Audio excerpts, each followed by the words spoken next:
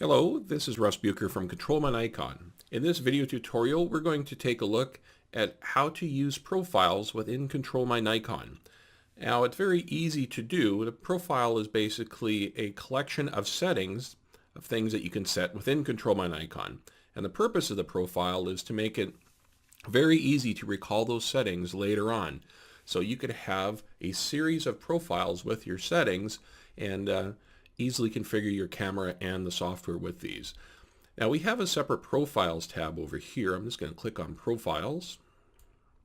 And here you can see several of the profiles that I have currently loaded in.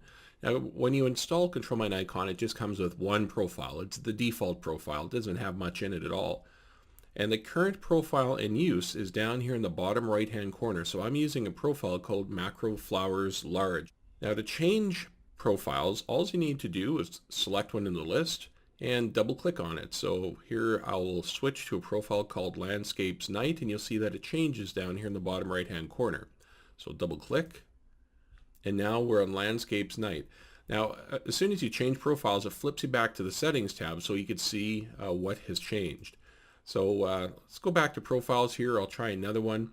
Here's another profile I have set up for product shots.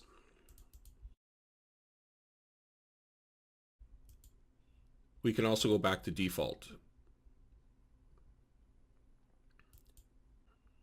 Another way to open a profile is just to select it and then click on the open button. It does the same thing as double clicking.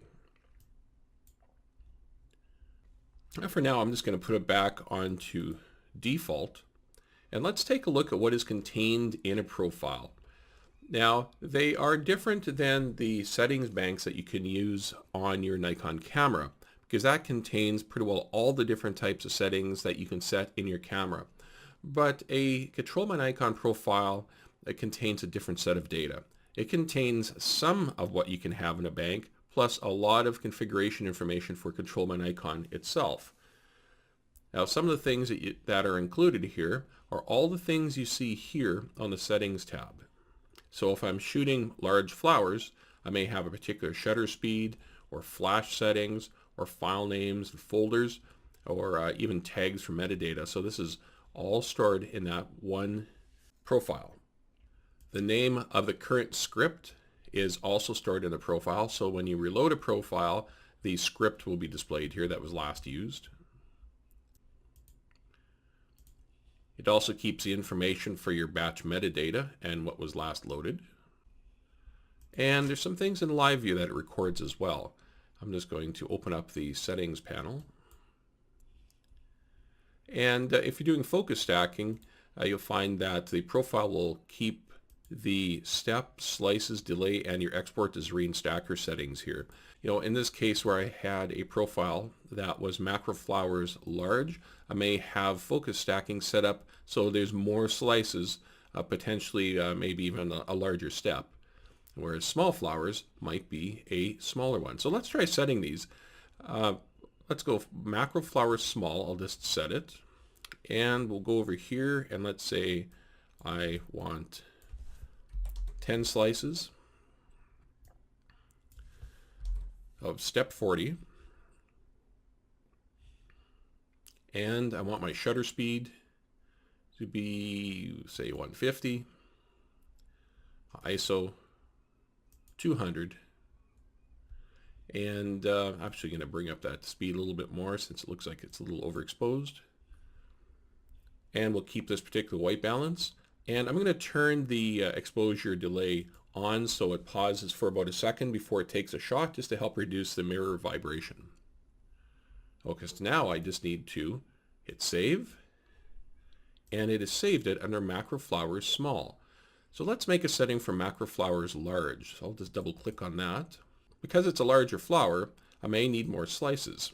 So let's say I need 30 slices here. And with a different step, we'll go with step 60. And for the camera settings, I'll keep the shutter speed, but maybe I'll use a different preset. And change the ISO, but no delay on this one. So all I need to do then is go here and go save, and it has saved it. So Now I can flip between these two at any time. If I wanted to start shooting small flowers, I just go double click here, and it has reloaded those settings. And when I'm ready to start shooting large flowers, just double click here, and it's reloaded my large flower settings. So this is a very easy way for you to flip back and forth between the different settings that you'll be using, and it could save you a lot of time. Let's try creating a brand new profile. Now to do this, let's say you're taking some shots and you want to keep these particular settings. All you need to do is set things up however you like, and then go to Profiles and hit Save As. And just give it any name that you like. So now you have the profile, and you can see here that it is currently in use. And you can flip between other profiles and this new one.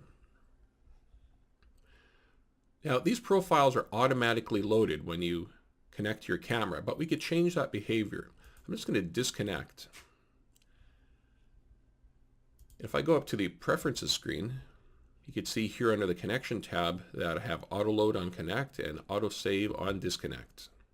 So whenever I connect, and just watch the bottom right hand corner here, it's going to load up the last used profile. And there's your new profile one. If I made any changes, it will automatically save it to this profile when I disconnect. And it'll save it because I have this check mark here.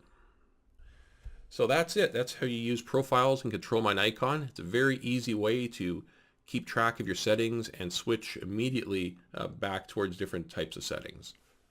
Happy tethering.